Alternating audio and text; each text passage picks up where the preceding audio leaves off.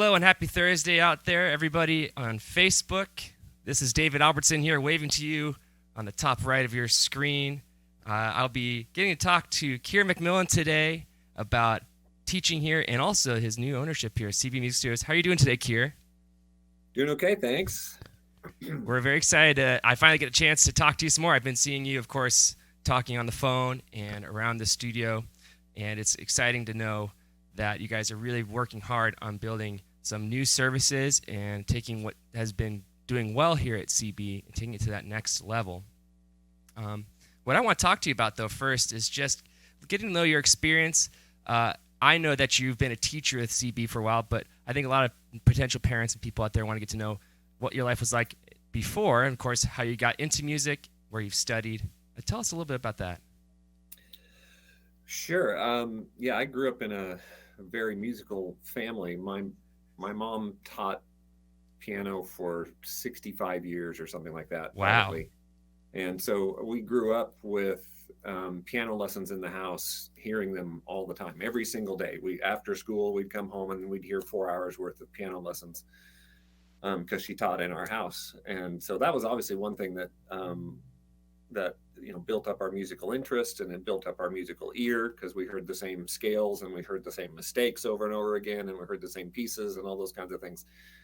Obviously, it was great to grow up in that kind of environment, but my dad was a huge factor as well. He had kind of an encyclopedic knowledge of classical music and had hundreds of albums. And I always kind of say mom gave us the theory and the education, and dad gave us the passion, because he would put on an album and pretend to be the conductor. He'd be waving his arms and he'd cue the oboes and he'd cue the violins and all that kind of stuff. And then he would give us the background of each piece that we were hearing. He would tell us the history of the Beethoven symphony or the Tchaikovsky piece or whatever that we were listening to.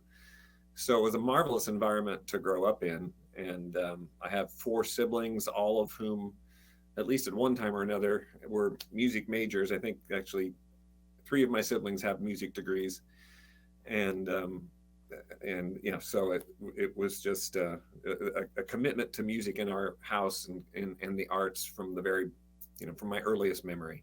That's awesome. And, it's funny, bring up records. I got into music because my dad collected records, too. His kind of ranged from the Doors to James Brown, but yeah, it's funny how just music around the house can really inspire kids, and I know for me that was a huge influence. And now I collect vinyl, which I think for someone my age, a lot of people are like, "Oh, that's coming back around again." So you better hold on to those records. Absolutely, yeah. Where did you study though? I believe you studied in Kansas, correct? Yeah, I was born in Illinois, but I grew up in Manhattan, Kansas, where it's a university town. Kansas State University is there. And so, yeah, I was there. We lived there for about 12 years and then moved out to Southwest Kansas to eventually we got there to Garden City, Kansas, where I graduated from high school and graduated from community college. So, yeah, Kansas was in my blood. That's where that's my home, basically. That's what I always think of as my home. So even though I've been in California now for a long, long time, which is awesome. I see you when we did have on-site lessons. I saw you with your purple on, which is part of your school color, I imagine. Absolutely. For me being a Sac State guy, I definitely wore green a lot of my days there at Sac State. But yeah, school is important to us here at CB.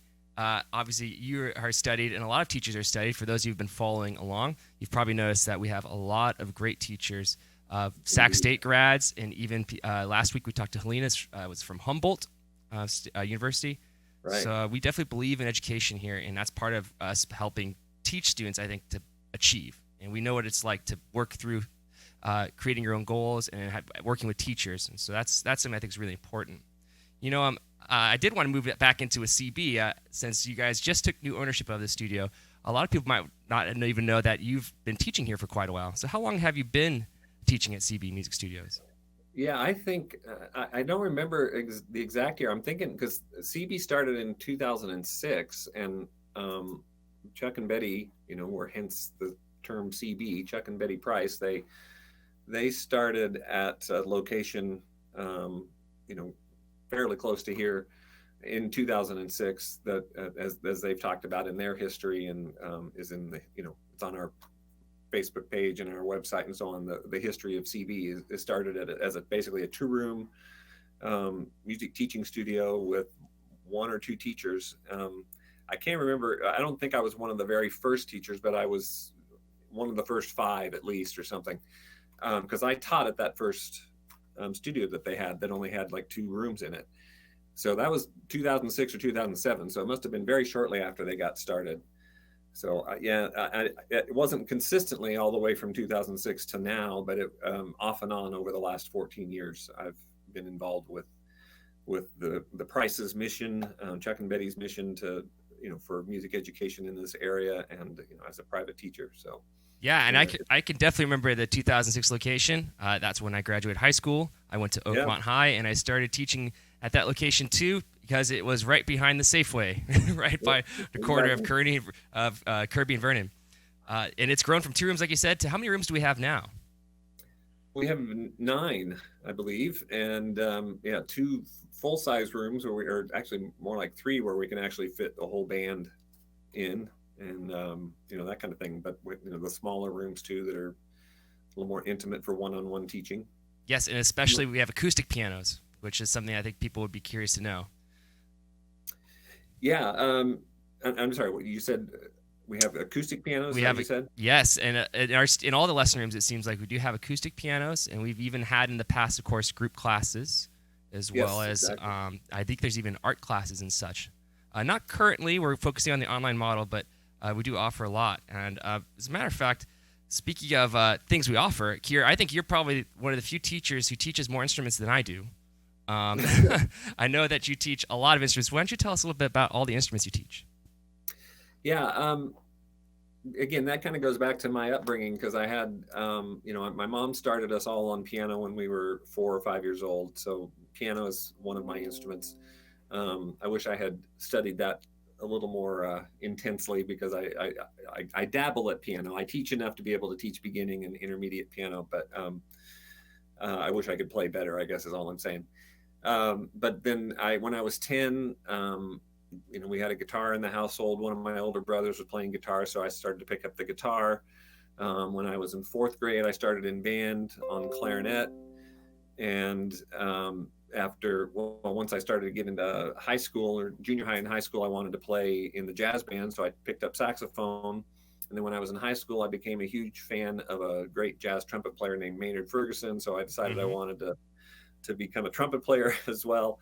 And my oldest brother was a trumpet major in college, so we had extra old trumpets that he had owned in the house. So I was able to kind of just pick that up and start playing that. And then by the time I was in junior college, I was playing lead trumpet in the jazz band in the 2-year school I went to in Kansas. So yeah, it helped to have all the siblings around. Just kind of, I picked up whatever they were passing down, and we all kind of just shared all that we knew, around the house. That's awesome. So I teach about 6 or 7 different things. But the strange thing is that when I actually came time to go to college, though I had basically always just been an instrumentalist, we had sung a little bit in church choirs and stuff like that, but singing wasn't that much of a passion of mine. But by the time I got to college, I decided to drop all the instruments and become a voice major. Of course, I didn't really drop all the instruments. I still played them, but then I ended up as a voice major in college. So. Wow, yeah, and I just posted the video. Some of you might have noticed out there on Facebook that we posted a video of RSVP. Oh, right. Right, and what does that stand for again? I saw it in the video, but. Yeah, it's Reconciliation Singers Voices of Peace. It's a great ensemble that a woman named Julie Adams in this area. She lives in Rockland, and she started back in the year 2000 as a select choir of people that she knew, because she had taught at Sac State for quite a while, and other places. And so she got together some of the best singers that she could find to put together a choir that puts on concerts to raise money for local charities, basically. And so the group, nobody in the group makes any money off of it. We all donate our time to sing in the group in order to raise money for homeless charities, women's shelters, all sorts of different things. So it's a tremendous pleasure to sing with those people. It's all local musicians that are teachers and professional musicians that sing in it. And I get as much out of that ensemble as anything I've ever done. Yeah, it's a very cool group. I also noticed that on the video you played saxophone, so you don't just sing in the group; you're helping out in all kinds of hats. Yeah, exactly. Yeah, our director Jennifer Reason, who is a Sac State grad, you may know. Oh yeah. She'll utilize all the talents of the people in the group, and so she has us all doing whatever instruments we can do on various numbers. So it's a lot of fun. Yeah, and also for anyone who's watching, if you have questions, I can see your questions pop up here in the chat feed. Feel free to ask Keir or me, but we're focusing on Keir today. Just ask some questions about saxophone, trumpet, or any of the other instruments. I think you also teach clarinet. Yes. And then you also, of course, teach piano and guitar. So Keir is doing quite a lot. I hear him in the studio. He's teaching, online. You hear lots of different things going through, and he's been teaching online for a while. Speaking of teaching, though, I just was curious, what kind of method books or what kind of educational pedagogy are you using for teaching some of these instruments? Yeah, good question. And it's kind of different for each instrument, and in some ways, it's different for each student. But generally speaking, for piano, I tend to lean towards I really like the Faber, the Piano Adventures series. And I also use the Alfred's method quite a bit, I guess. It's probably about half and half, actually. Mm-hmm. Each method has its own strength, and so it's sometimes that part of our challenge as teachers is to find those things that will click with whatever student we're working with. So so I use those for piano. Guitar, I think you can even see in the background here, I've got my Hal Leonard Guitar Method Book 1, which is a very good, basic standard guitar teaching method book. Maybe a little antiquated because all the songs in there are folk songs from the early 1900s, so nothing much contemporary there, but it gives a good basis for guitar so that you can apply the chords and the notes that you're learning to any song, any style of music that you want to play. As far as band instruments are concerned, clarinet and sax and trumpet, I do like to use several different things. One, for the younger students, I typically go through band method books. So it might even be things that they're using actually in school if they're already in a band or something like that, because they follow very good progression and teaching new concepts little by little and with fun and interesting songs for them to play as they go along. So I use some of that, but then I also use some embouchure building books, just basic technique kind of things. But I think that the main thing is just trying to find those methods, because not every there's no one size fits all kind of method book out there. You got to take the strengths of the student or the needs of the student and see what clicks with them. And so sometimes I'll try several different things. I just had a student this week that one particular method book with piano wasn't working very well, so I just switched them to another one that I thought might work better, and sure enough, they started to click with that one a little bit better. So, it keeps us on our toes. Well, totally. Find the best stuff, yeah. Well, and that's what private lessons is all about, is, of course, assessing a student's ability to grow each week and trying to provide the best things to help support that growth. So I totally agree with that. I did want to mention that Fiona Brooks says, "What a wonderful music background you've had. It's lovely to hear how passionate you are." I can agree with that. If there's anyone else there watching, I see Raphael, fellow teacher. Feel free to type in that chat box. We see you guys. Ask us questions. Yeah, throw out some more encouragement. We like that. Yes, indeed. That always helps. So, since you've been with CB off and on since 2006, and now that you're owning it, of course, what are some favorite memories that you might have? Funny stories or just inspiring moments from recitals? What stands out above some of the things you think about that makes CB great? Oh, that's a good question, and I've been thinking about that. I kind of think of the types of students, I guess, more than I don't know. Actually, there's a few times occasionally on Facebook I'll post a funny thing that a student said or something that happened, and I've had a hard time trying to recall some of those today. The things that I enjoy the most, I guess, are those. First of all, every student that comes to us, especially the young ones that have never had any lessons before, are they're blank slates basically as far as music is concerned, and so to get to try to do things that inspire inspire a student to really love music and to start learning and enjoy learning, and that kind of thing is always a big deal. And then you have those that come to you and surprise you, and even though they may not have had any musical experience before, you suddenly realize, wow, I'm dealing with an incredibly gifted person here. And I had a student like that I started with about 7 or 8 years ago, where they went through probably the first 3 levels of a particular method. I think it was the Alfred's method in 4 weeks. Oh, wow. And yeah, it was stunning to me. So it was, for me, it was so much fun, because I was having a really great time trying to keep up with this girl, and giving her things that she was going to, that were going to challenge her and keep her interested. And thankfully she gained the passion. She came from a family that didn't have a musical background or anything. So it wasn't like it was, she was surrounded by it, it was in her blood or anything. It was just, once she started to hear it, she loved it, and she could do anything almost instantly. And well, I mean, that's kind of an exaggeration, but it felt like that. I would play a piece for her, and she would go, oh yeah, that's nice. And then 3 weeks later, she'd come back and she'd play that same piece for me. And I'd say, when did you learn that? And she'd say, well, you played it for me 3 weeks ago. And it was kind of like, duh, you heard it. I heard it once. And so that's all it took. And I played it back for you. So it was the most astounding thing. I just kept being amazed person. And, playing, I played for her a recording of Debussy's Clair de Lune. It's a classic piece, one of the most beautiful pieces of music ever written, I think. And she's 8 years old, and she's sitting there listening and crying, because she's just so moved by the music. And I'm thinking, that's rather unusual for an 8-year-old to get that touched by classical music. And that's just kind of the way it was. It was just this series of discoveries with this gal for, like say 8 or 9 years that I had the privilege of teaching her. And I found myself learning as much from her as she was hopefully learning from me.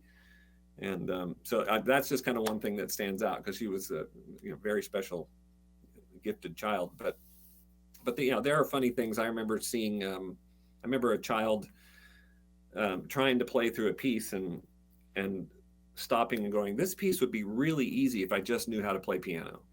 So, just little one-liners like that just made me chuckle, and I'd write them down and then post them online and stuff like that. So I don't know. I'm sure there's tons of stories, and I've got them documented somewhere. And for all of you out there, I was given these questions ahead of time, and so I've been thinking all day, what are the best stories? And now they all escape me, so I have to do some research on that. But, so everyone now expects you, Keir, to post things on the CB Facebook once a week about funny stories, and I'll do my best too, because I definitely can think of a few.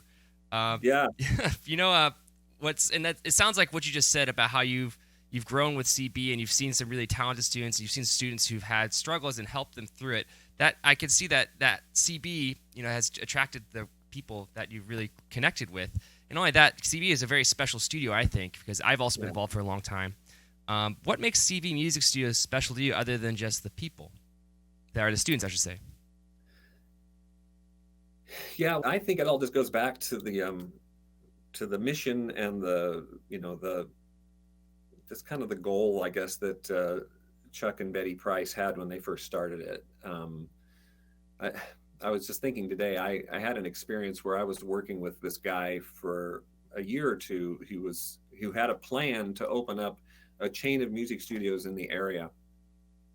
And his whole goal seemed to be, let's get as many people as we can in here so we can make money. And I kind of thought, well, that we're not going to get very far as a music studio if that's our primary goal. And there was just no question about it. With Chuck and Betty from the very beginning, their goal was to help people to love music, to impress upon people what the importance of music education. They were always citing things, on website or at recitals, concerts that the studio would put on, about how people that are involved in kids that are involved in music education typically do much better in school. There's studies that have been done on the brain where they'll put kids through certain activities, and the one that lights up more areas of the brain is doing something musically, playing an instrument, whatever it is. And so I just think it's been their purpose and their mission from the very beginning, which, again, is to just let people know this is a very important thing. It's not just about a fun thing that we can do as a pastime. Music education can be such a fulfilling thing in life and help us in all areas of our life, not just as a fun pastime, but just help us to become all around better, well-rounded people, so to speak. So I totally agree. And not only that, too, the community of people you meet along the way is what keeps me playing a lot of times. Even though I love music itself, of course, but I think cool people such as yourself, Keir, and other teachers around the studio who are interested in helping people, but also growing and seeking achievement. That's what I like. I like learning new things. So I think that is definitely what's special with CB, and that's why we're all here. That's why we're all doing this. Absolutely. So with the transfer to online lessons, we've been doing them essentially since March. I've had some cool tips and tricks I've been talking about over the last few weeks with our teachers, but I'm always learning, like I said, to learn new things. How has it been going with you with online lessons? What kind of technologies are you using, or what are tricks are you doing to keep students involved online? Well, I got to tell you, that's been a challenge for me because I'm an old school guy. I won't give away my age, but I'm 59, and so I go way back. And there's still nothing that can compare to a one-on-one in-person experience, but it's really amazing though that I'm very grateful for the technology that allows us to essentially go into people's homes with our computers and our phones and whatever it is that we're using to teach with. And it's a good question. There's a lot of different video formats, of course, out there that I try to take advantage of, and it just depends on what works best with or what the parents of the student have available to them and that kind of thing. And I don't know. Well, luckily, we're doing Google Hangouts right now, so those of us, you guys watching, you can see we are literally doing a virtual interview right now, and and you can do that with, obviously with Zoom. I did teach one class with a Zoom class, which was it was a passion of mine in musical theater history. And so then we were able to get a classroom, with 7 or 8 kids that were all there together, and we could all, chime in, and they could chime in whenever they had a question or whatever, so those kinds of things I think are a very neat experience. But, I think we're just very fortunate that, when we had to go into lockdown and because of all the COVID-19 and so on, that we didn't have to give up taking lessons, that we could just continue that experience. It's obviously it's a bit different than it is in person, but we're still able to communicate musical ideas and how to improve their technique and all the things that we would normally do in a one-on-one in-person lesson. So yeah, that's just I have seen, and I'm sure we all have seen or know about people that who are in a retail business or in some other kind of business that basically everything just came to a halt when the pandemic hit for their business. And I count myself very fortunate every single day that we have been able to continue doing what we do, and we haven't we haven't really lost students or anything. We just kept kind of going as is, and we're just very grateful for that. Definitely. And we do have community partners for those of you out there who are watching. We really like the local businesses around town. Specifically, we like Shady Coffee and Tea, Campelli's Pizza, and the Big Spoon at the Fountains. You'll see us working with them. We support their business by purchasing gift cards and raffling them off for our Rewards for Reviews program, and also just little tricks and little things for our students here at the studio. So, it's really great that we're open, and we do our best to support those who also own local businesses too. What I would say about Zoom, since Zoom's a really big one. Looking at our rooms, I can see you're in CB right now. Yep. All of the rooms have whiteboards, for those of you who are watching.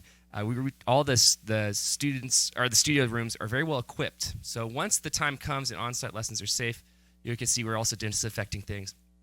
The studio is a great place, but we all are using Zoom, so we can use the whiteboard and highlight things. We can send music back and forth. So we are using online lessons as our main vehicle right now, and it is powerful. I have done some things that, as a drum teacher, for example, you don't get the chance to see what a student's setup looks like. A student comes in the studio and plays on your drum set, and then they go home, and you're never really sure. You talk to them about it, unless they show you a picture.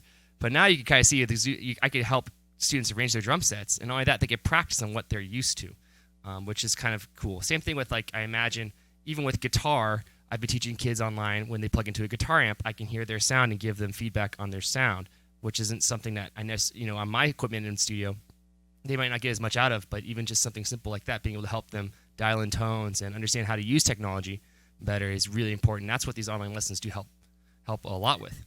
Yeah, and I was just thinking too, one thing that I've enjoyed, and as far as the online lessons are concerned, is that students will, kids will tell me about what, that they have siblings or what their parents do for a living or whatever, but you don't get to really see, what their family life is like. Sometimes we do have families, of course, that when we are doing in-person lessons, we have families that come into the studio and that are waiting around for a student to finish a lesson. A sibling will be sitting out in the lobby along with the parent or something like that. But we don't get much of a peek inside their lives very often. But I've kind of enjoyed seeing things on video, on these video lessons where you get to see the living room or the bedroom where this kid, lives and thrives, every day. And to get to see some of the family atmosphere that's going on in the background, it kind of just adds a little bit more to, a knowledge of what makes each child tick, so to speak. So that's a benefit to it, I think. Right. So you're looking for that band poster on the wall, which in my day it would have been the Van Halen poster, and it would have been right next to Hendrix. But yeah, I definitely see that, especially with guitars. Kids talk about the guitars, or they bring certain things. It's kind of fun. But there's a recital coming. And I'm sure I've been talking about it for the last few weeks, of course, and we're really excited about it. We're doing a virtual online recital where students have actually pre-recorded their selections. And I think it's this Saturday. So it is this Saturday, yes, indeed. So what I'd like to talk to you about is it's a theme like you're talking about with musical theater. The main theme for this show this weekend is Broadway to the big screen, which is obviously show tunes going to movie themes. So have you had are you having any students participate, and what pieces are they playing? Yeah, I've got I think about 6 or 7 students that are participating, and let's see, I've got one student that's doing a beautiful piece from a Japanese animated film called Spirited Away. It's a piece called One Summer's Day. Okay.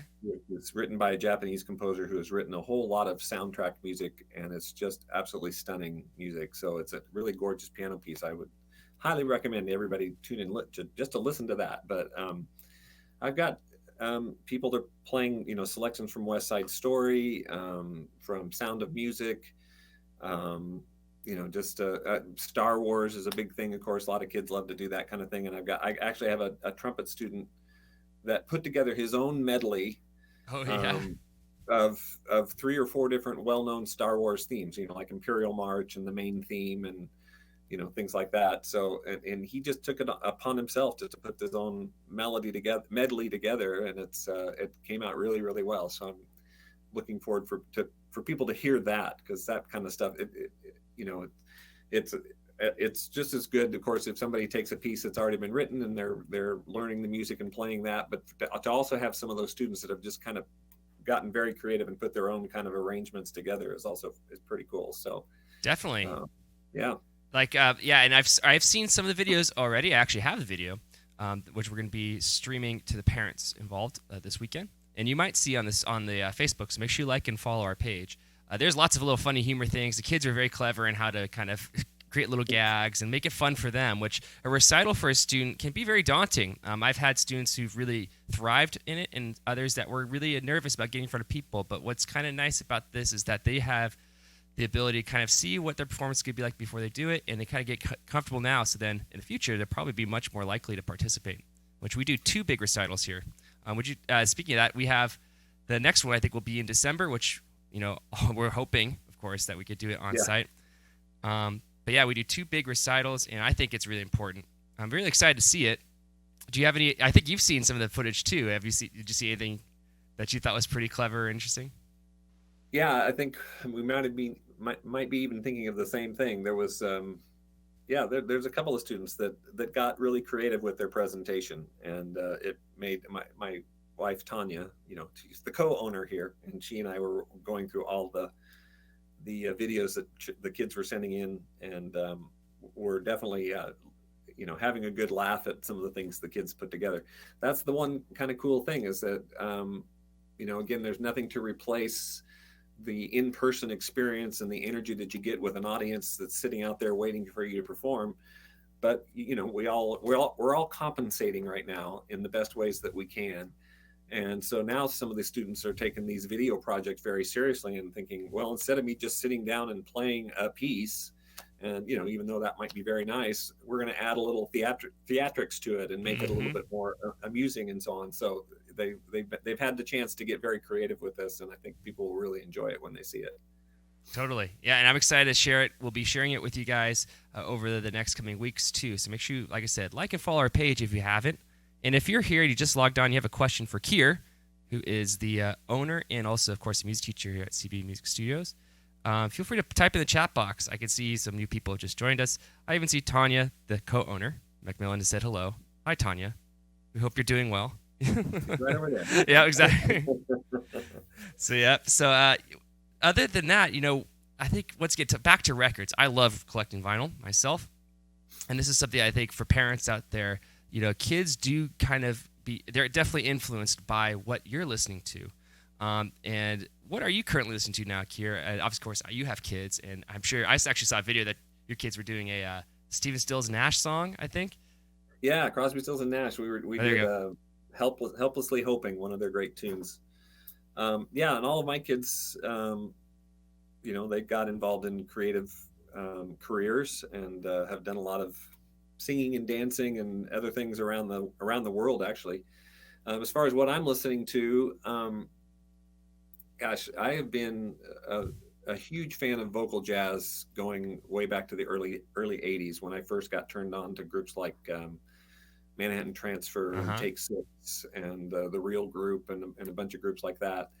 I even got to, for a while, this was one of the great moments of my career, was for about 5 years I was the director of vocal jazz ensembles at Colorado Christian University in Denver, or Lakewood, Colorado actually.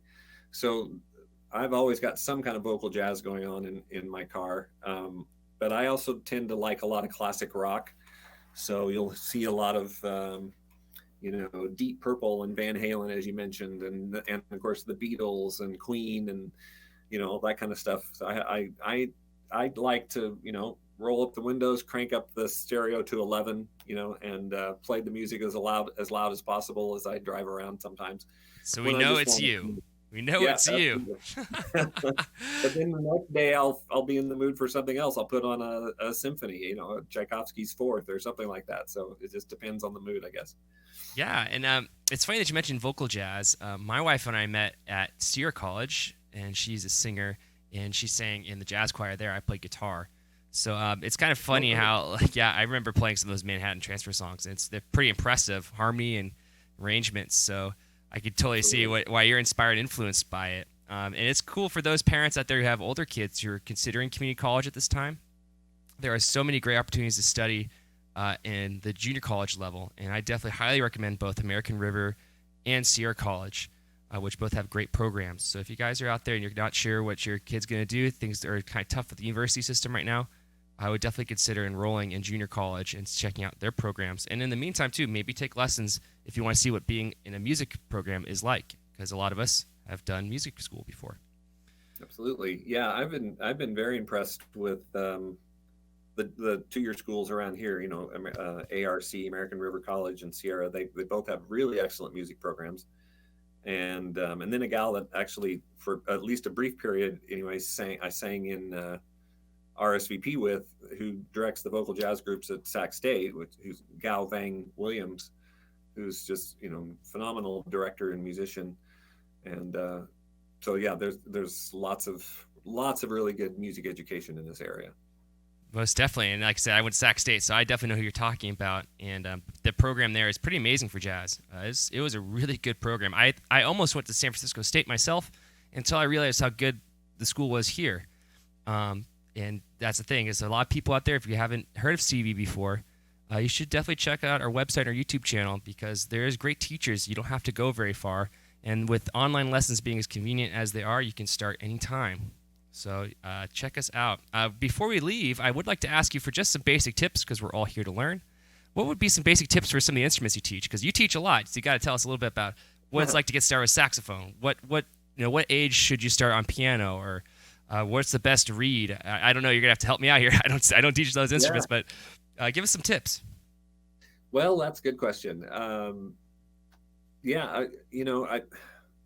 I guess as a voice major, the first thing that comes to mind is a lot of things that I learned initially, as a singer, because a lot of us have a natural gift to be able to at least carry a tune. And this, we may sing in a high school choir or church choir or something like that. But then it obviously goes to the next level when you're taking voice lessons and learning how to really utilize your voice in the best way possible. So since that's where I have the bulk of, well, at least a good percentage of my education, the one thing that I always think of, and actually I use this a lot with instrumental students as well, with band instruments. I heard a teacher once talking about breathing from your knees, and it's a very silly sounding concept, but I'm always telling my students to breathe low, because I'll see a student do that kind of thing, and then they're basically cutting off half of their air supply because they're tightening up way up here when they've got all this room down here to fill up their lungs and to support their singing or their playing or whatever it is that they're doing. Mm-hmm. Breathing from your knees basically just means your whole body is going to support what it is you're doing. It's going to support your trumpet playing or your sax playing or your clarinet playing, or especially your singing and so on. So use this grand instrument that we've been given by our Creator to make these beautiful sounds. We have a mini auditorium within our voice, within our throats, within our chest, to make a big sound singing wise. And so I'm always trying to encourage kids, younger kids. Of course, voice students, we usually start a little older with that, but either way, you can still teach a young student how to breathe correctly. And that's, to me, I made this joke once when I went through a day where I had a piano student, and then a guitar student, then a voice student, then a clarinet student, then a sax student, and a trumpet student. And they basically were all back to back to back in one day. And I made a little joke, I think, online somewhere about it. It's like I got very confused, and all I could think of was just remember where to breathe correctly. So, which can basically apply to any instrument that you're playing. Maybe piano, not as much, but even piano players have to know how to breathe correctly when they're playing. So that would be my basic thing for every student, is proper breathing is going to help you with whatever you're doing. So that's the best I can do off the top of my head right now. No, that is a big tip, especially for singers out there, because a lot of singers are very nervous and timid when they first start to learn, and they do those shallow breathing things like you're talking about. So I totally agree with that. You're gonna get rid of a lot of nerves if you take deep breaths. So yes. All right, Keir. Well, thanks for spending some time with me. This is David Albertson, and I'm very excited to see how the studio continues to flourish. As you discussed, we're going to be doing online lessons. There'll be eventually, of course, even online group classes. And I appreciate your time. I want to wish you a great weekend. Thanks for joining us. My pleasure, David. Thanks so much.